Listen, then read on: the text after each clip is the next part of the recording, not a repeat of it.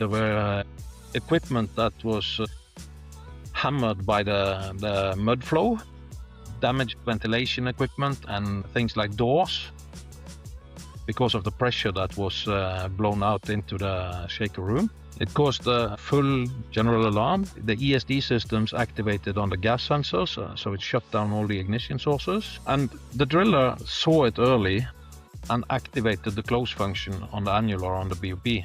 But that takes 45 seconds to close.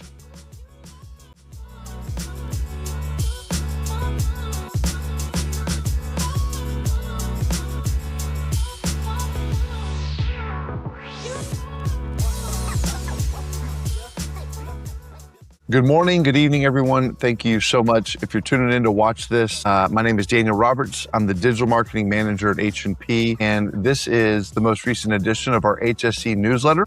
Got a couple very special guests here.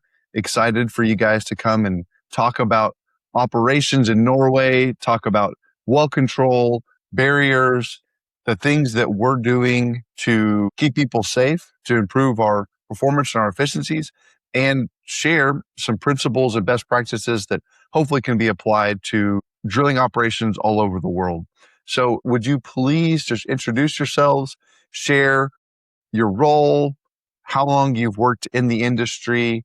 Rune, you want to go first? Yeah, okay. Rune Larsen, QHSE leader for Oskelrøden. I've been with the company since 2002.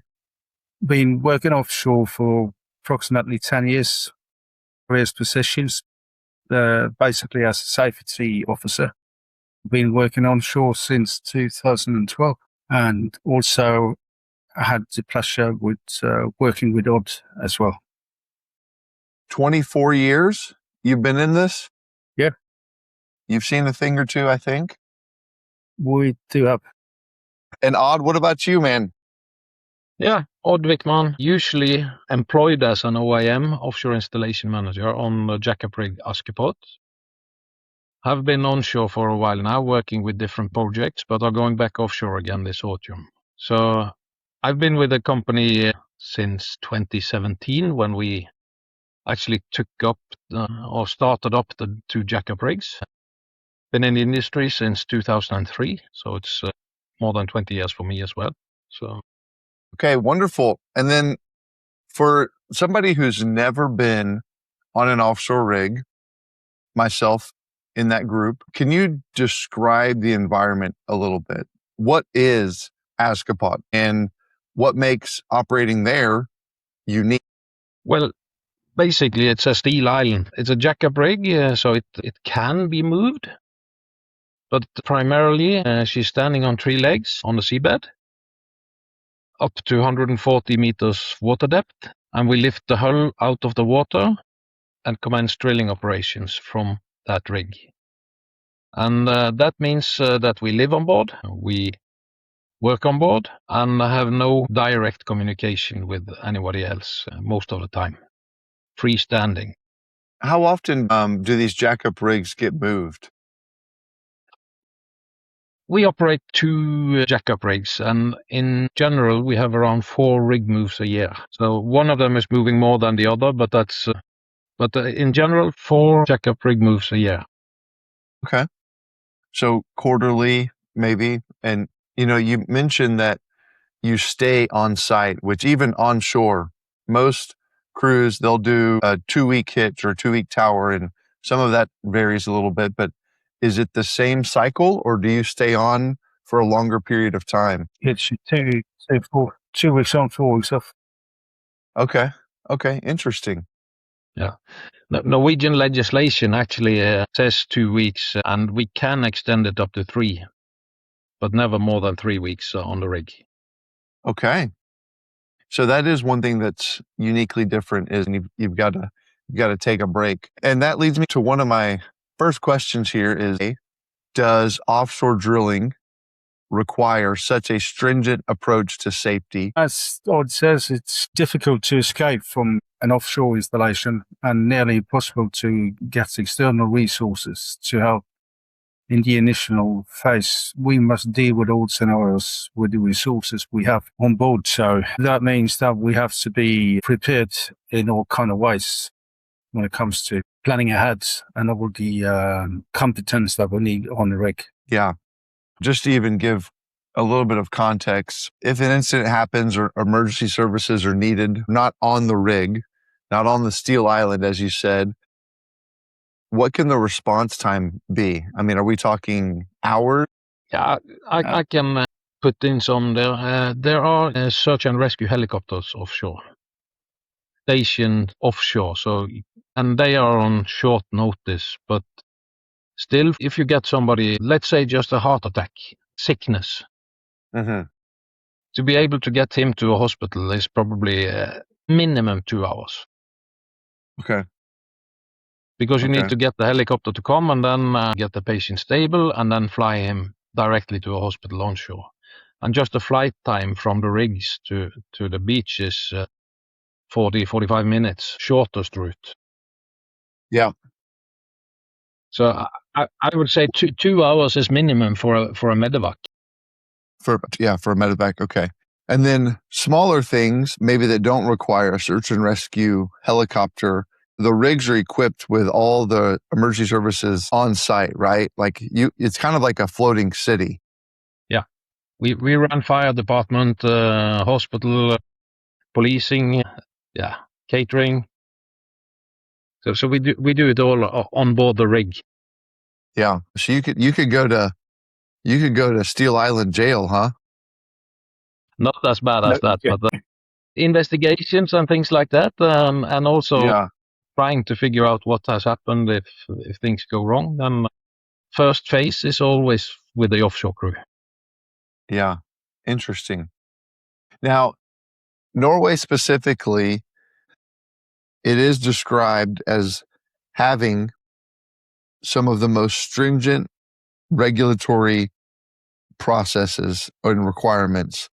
So in broad terms, what are some of the key principles from that approach that a global audience could take away on having safe drilling operations? Yeah, one of the reasons for that strict regime is that all oil and gas drilling operations in Norway is based offshore.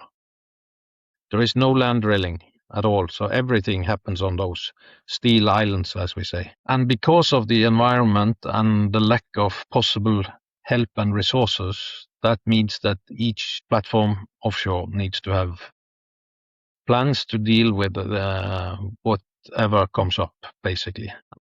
One of the special things is the barrier management system that is required under Norwegian legislation.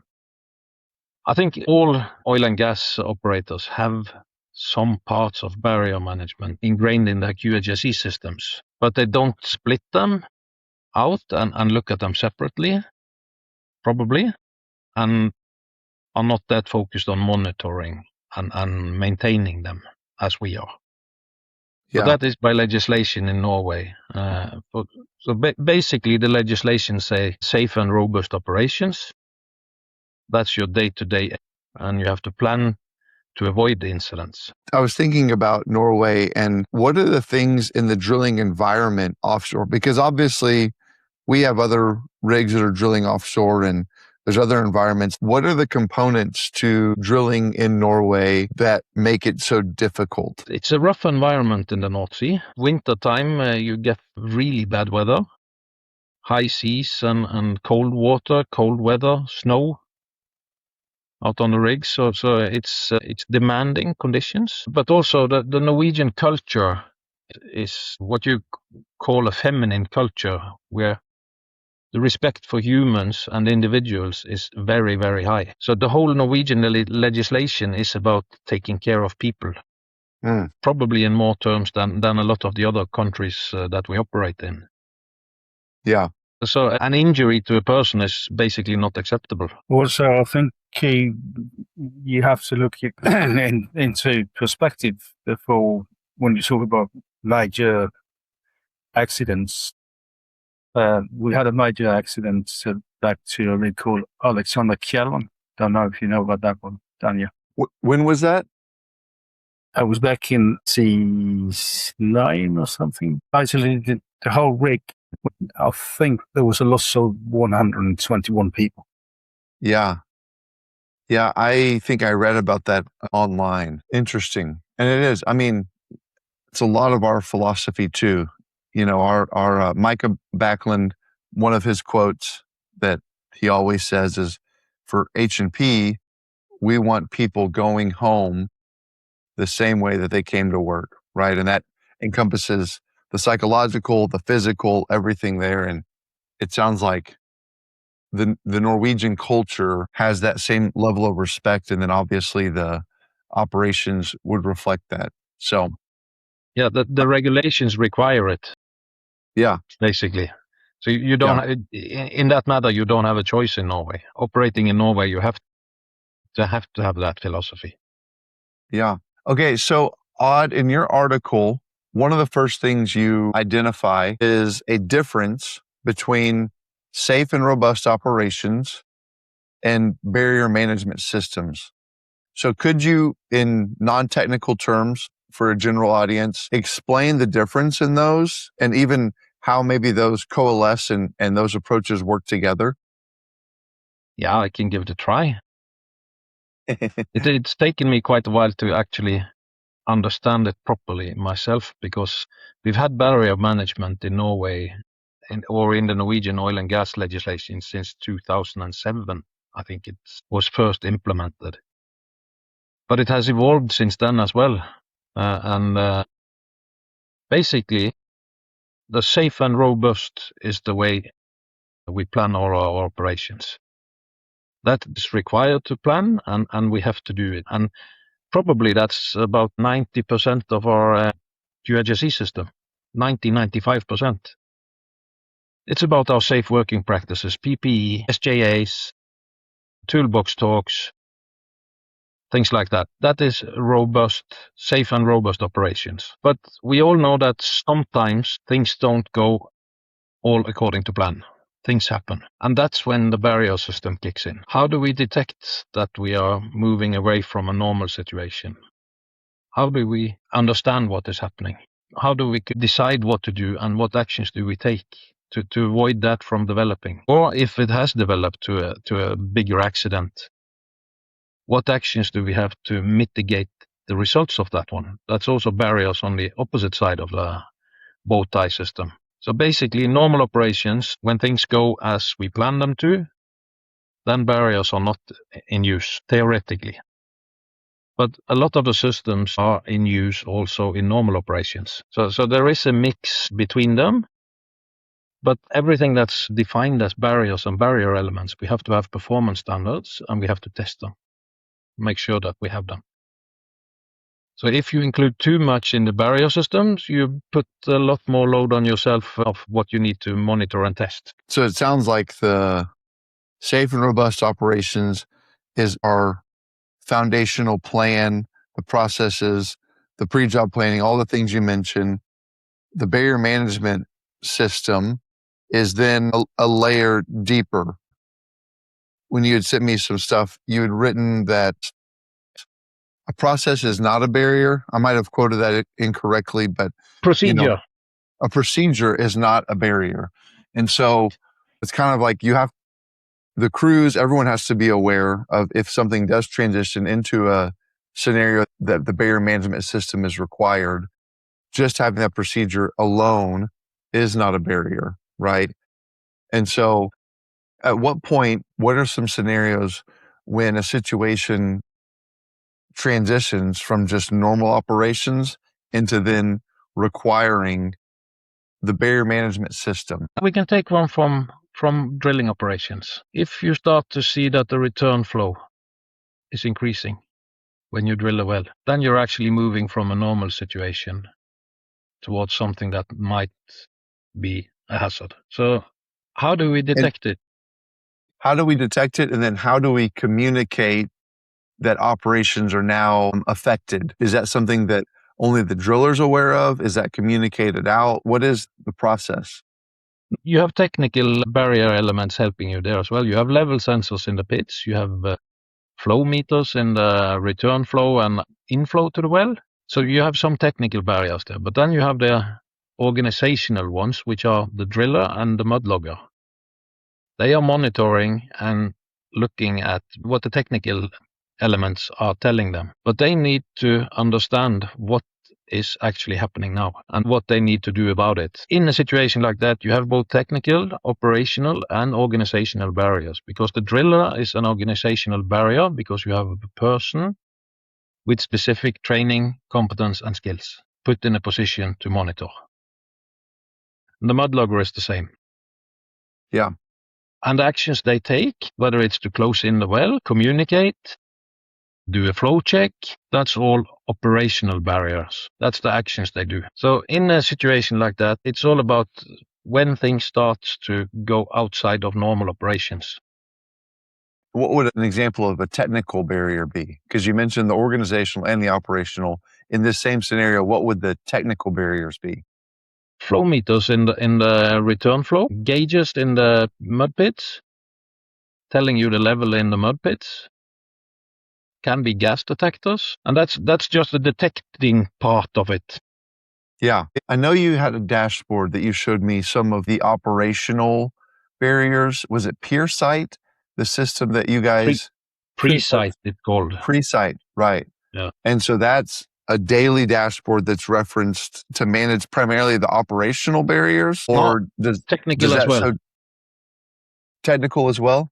Yeah, it looks at the maintenance and looks for overdue maintenance. It registers all testing that's been done on barrier tests or barrier equipment, whether they failed or was acceptable.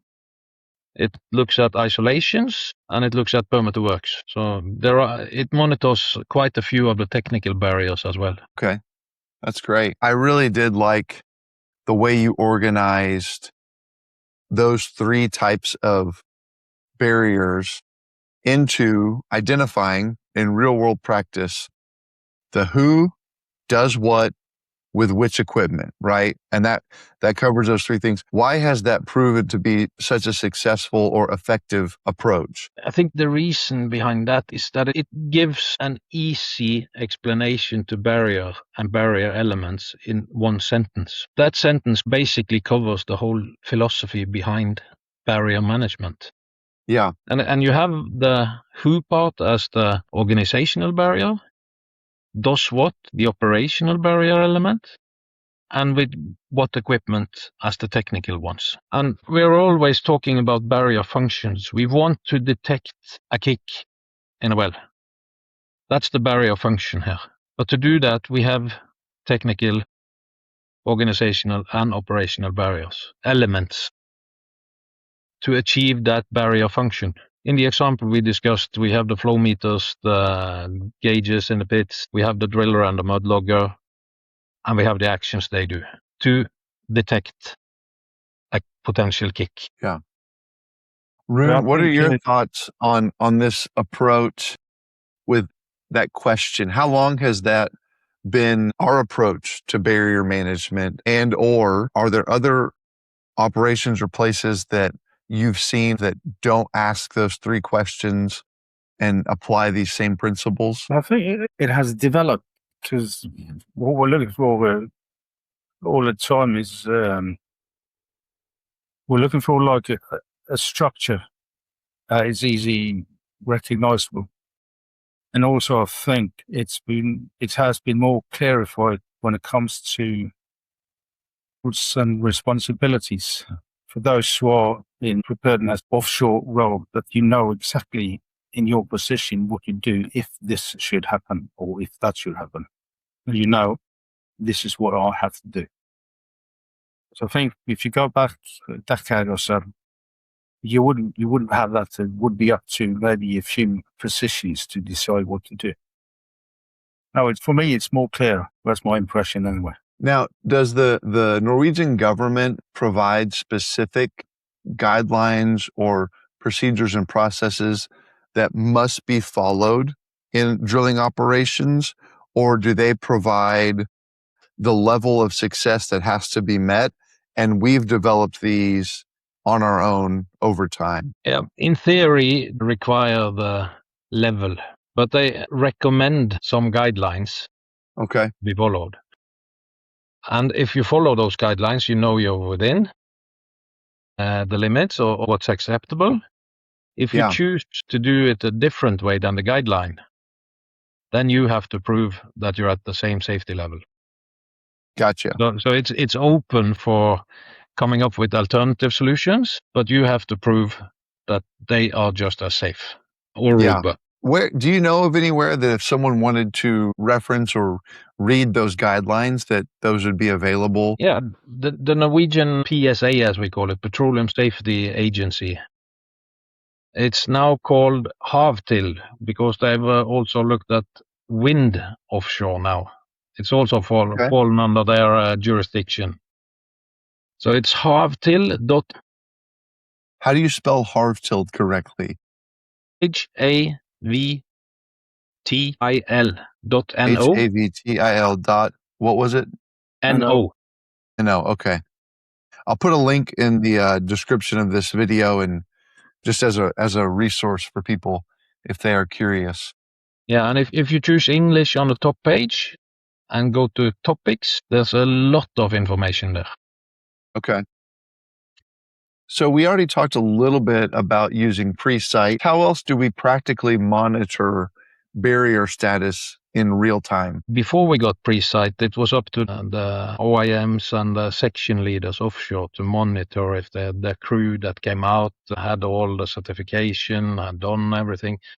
But then you had to go into different systems to find it, and it's quite a hassle to do that. It would take you quite some time to log into the HR systems, to the training system, to drill system, the competency system, maintenance system, the non-conformancy system.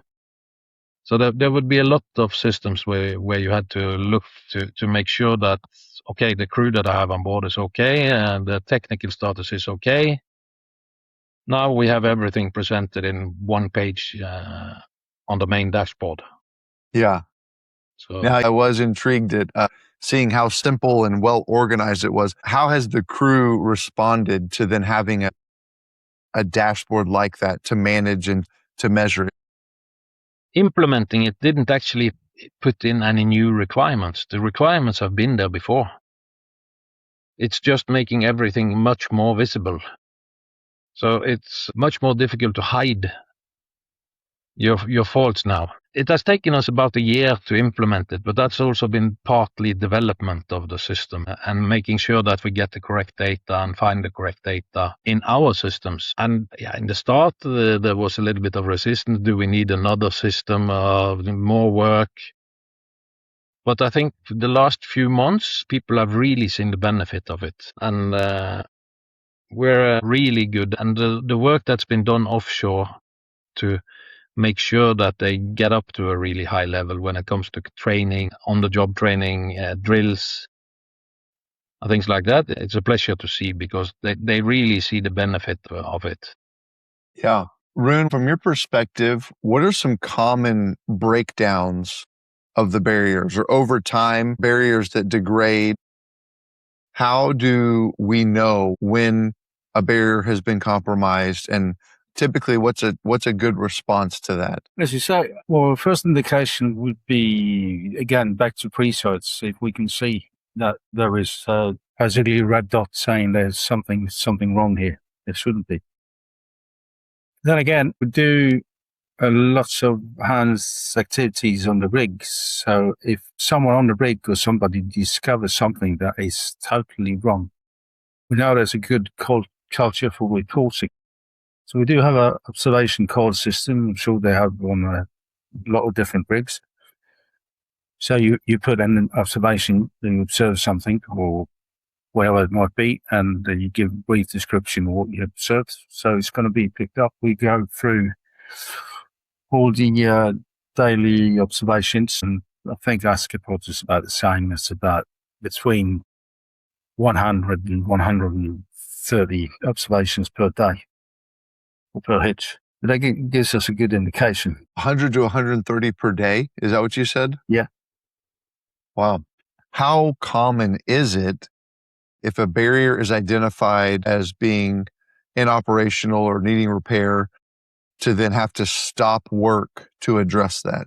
That's not very common. And for it to be, I think you're looking at technical barriers when you say that it's Yeah, not functioning. I think I'm just curious because it seems like with so much preventative maintenance and tracking and the transparency that we can keep things operational consistently, right? So it would be a rare occurrence when a barrier is identified as being compromised and we have to stop work and address it, because this system, the whole barrier management process, is to keep everything at 100%, Yeah, or at least close to it. But or close to it. Yeah. but again, we have quite a lot of redundant systems, and some systems might not be necessary in the current operations, but are still part of the barrier system. So basically, the way we do it when we know we have a degraded barrier, whether it's organizational, operational, or technical,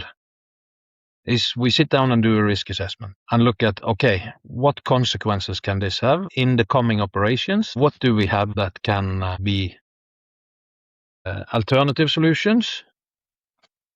And how does it really affect us?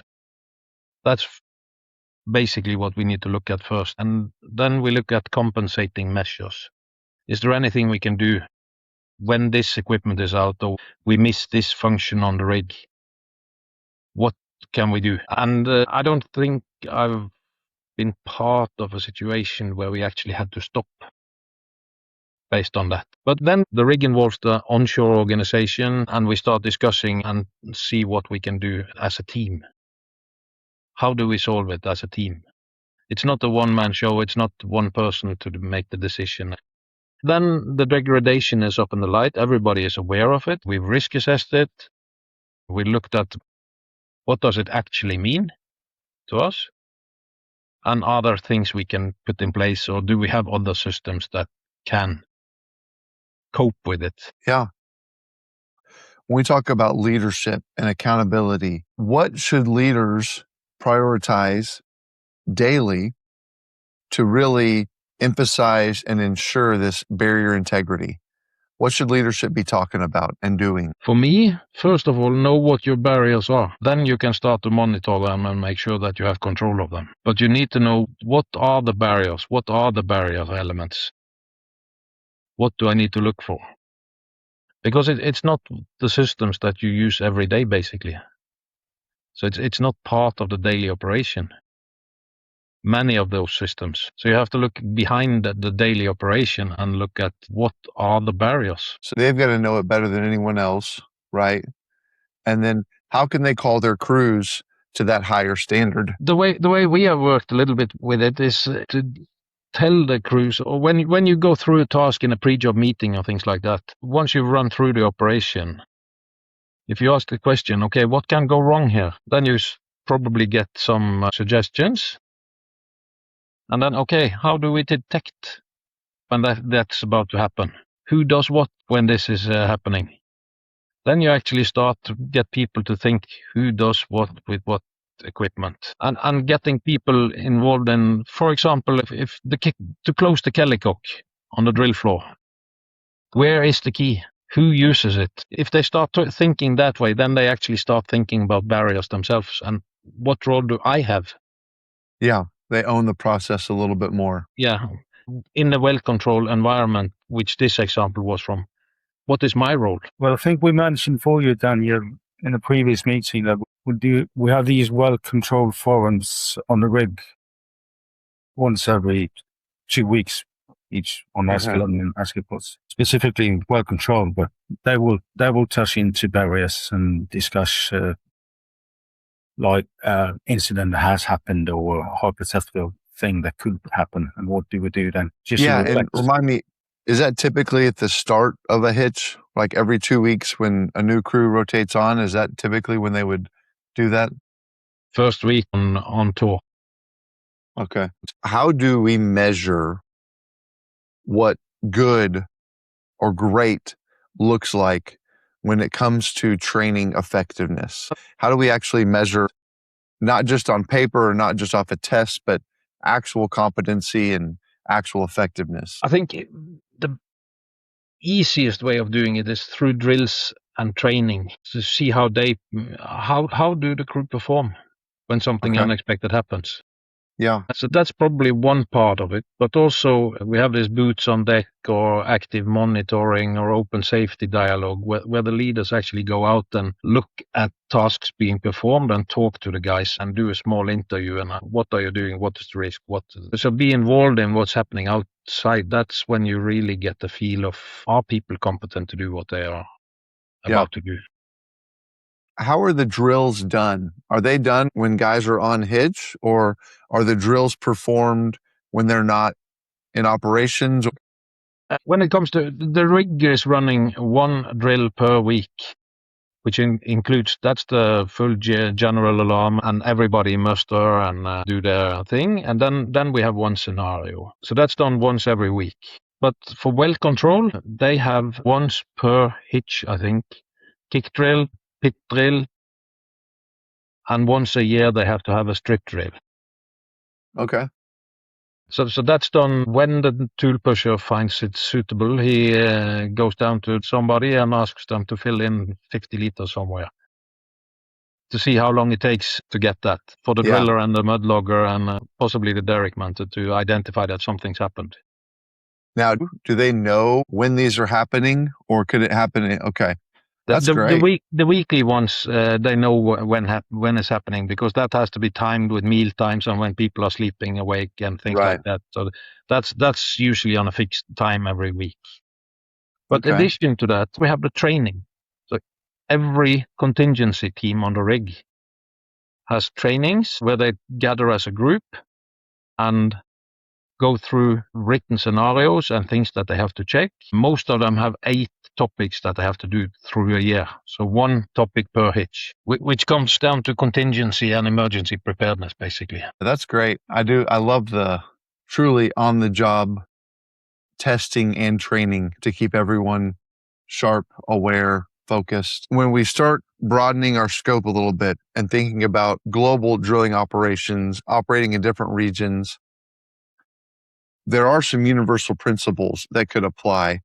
And so from you guys' perspective, what can be learned from Norway? What can be learned from drilling operations here that could apply for barrier management everywhere? I can let Rune go first on this one.